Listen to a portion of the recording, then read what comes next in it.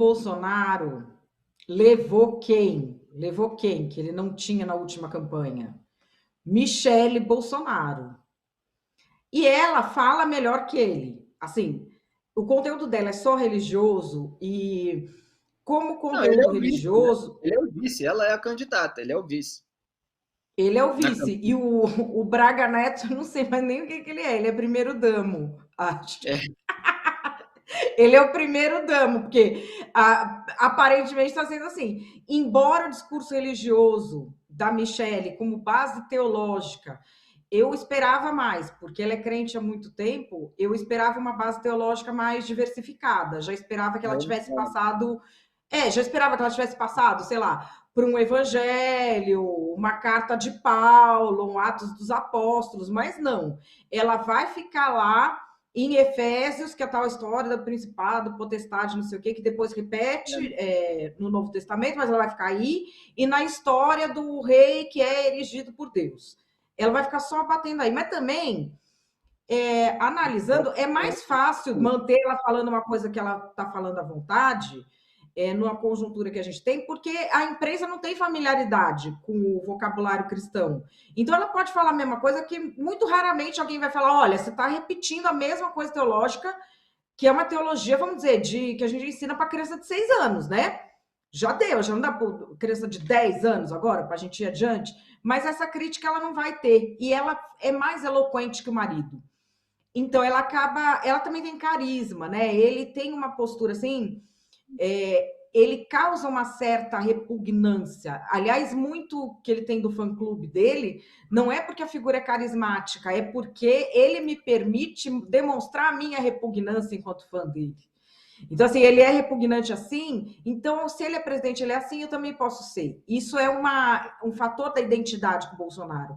O dela é diferente, o dela é carisma mesmo, ela é uma figura bonita, ela fala bem e ela roubou a cena de novo. Vamos ver.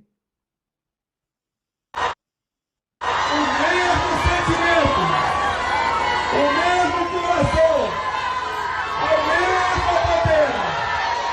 Somos uma grande nação. Pode ter certeza. Jurei dar a minha vida pela pátria enquanto militar. Enquanto cidadão, juro de novo, dar a vida pela nossa liberdade. Pode ter certeza. Onde o povo estiver, eu estarei. O que eu mais ouço quando estou no meio de vocês são 3 pequenas frases. Não desista. Deus te abençoe. Estamos orando por você. Ao lado de todos esses homens.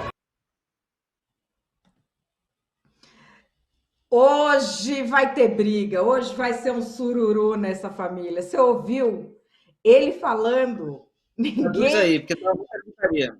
Ele estava falando e ninguém estava ouvindo o que ele estava falando, porque a multidão estava gritando: Michele, Michele, Michele. O pe...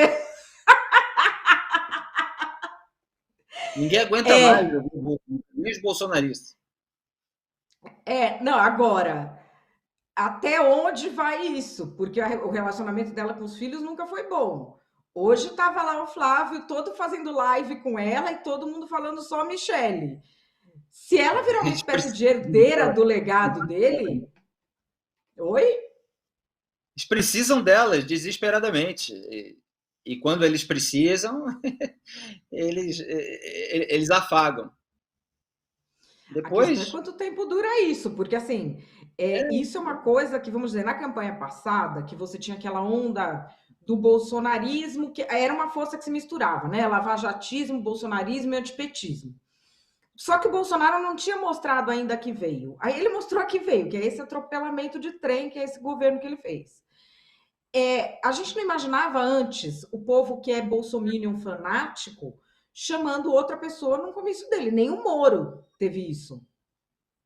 E ela ganhou isso muito rápido. Ela ganhou isso muito rápido. A questão é se isso realmente ameniza em termos de voto o que ele significa.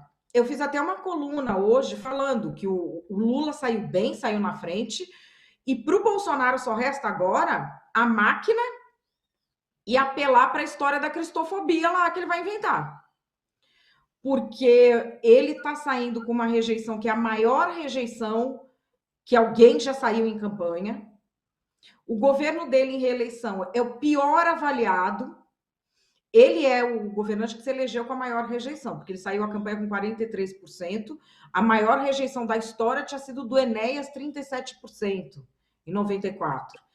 Então, assim, ele tem, vamos dizer, números bem desfavoráveis, mas eu já estou vendo o PT comprar essa narrativa da cristofobia de uma maneira que eu não esperava. Porque essa narrativa da cristofobia, primeiro que isso não existe, né? Isso é uma coisa inventada. Cristofobia é uma palavra aí que eles inventaram para falar de uma suposta perseguição contra os cristãos. Mas o PT pegou um tiro no pé, que é aquela história do fechamento das igrejas, que foi atrás e está na coluna também. Aquela história não é bem aquilo, não, que saiu na CBN. Essa história é a mesma história que já vem sendo falada em todas as igrejas desde o início da pandemia, que tem a ver com o enquadramento das igrejas em legislação fiscal, que tem a ver com o enquadramento das igrejas em outros tipos de legislação, como, por exemplo, casamento inclusivo, lei do PSIL. Lei do PSIL já fechou a igreja em muito lugar. Isso é uma coisa que tem sido falada desde o primeiro momento em que se mandou fechar a igreja na pandemia. Começou a haver em diversas igrejas, de diversas denominações, inclusive que não dialogam entre si, essa conversa. E a gente tem essa narrativa de que, por exemplo, o Marco Feliciano foi lá e falou isso, que o Lula vai fechar a igreja, e o evangélico acreditou. Tem que acreditar que o evangélico é um imbecil juramentado para achar que isso iria pegar, em primeiro lugar. Em segundo lugar, ele falou isso num sermão no culto e colocando nesse contexto. Você pode achar que é errado, que é isso, que é aquilo, mas a partir do momento que forem para cima dele, aí o discurso da perseguição religiosa está correto. Porque se é num culto, um sermão, ele falando, a esquerda está ameaçando a igreja, não sei o quê, nós vamos fiscalizar tudo que se fala em evento religioso? Então nós vamos o quê? Processar pai de santo por charlatanismo?